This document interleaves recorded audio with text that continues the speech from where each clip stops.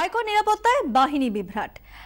কেন্দ্র ও রাজ্য সংঘাত চরমে। কলকাতা পুলিশের দাবি, কলকাতায় অন্তত আয়কর দপ্তরের সঙ্গে সম্পূর্ণ সহযোগিতা করা হয়েছে। লালবাজারের কর্তারা দাবি করছেন, দুদিন আগেই আয়কর দপ্তর থেকে বাহিনীর অনুরোধ জানিয়ে চিঠি পান তারা। সেই অনুরোধকে যথাযোগ্য মর্যাদা দিয়ে বাহিনী দেওয়া হয়েছে। বিক্রম দাস আমাদের প্রতিনিধি রয়েছেন টেলিফোন লাইনে। বিক্রম, কলকাতা পুলিশ বলছে যে তারা চিঠি পেয়েছেন এবং যথাযোগ্য সাহায্য তারা করেছেন, কিন্তু আয়কর কর্তারা অন্য কথা বলছে। কলকাতা পুলিশ কি জানাচ্ছে?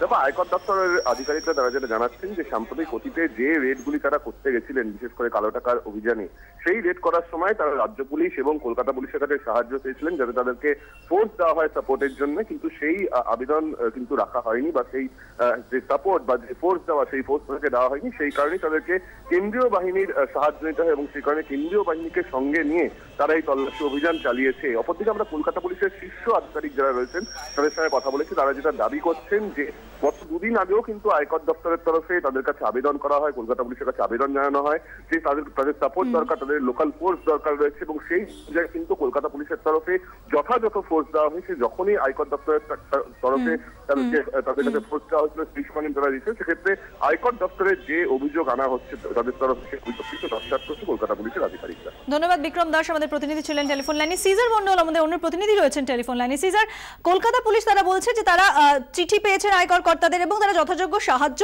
করেছেন। তাহলে কোথায় সমস্যা হলো? আয়কর কর্তারা কি বলছেন?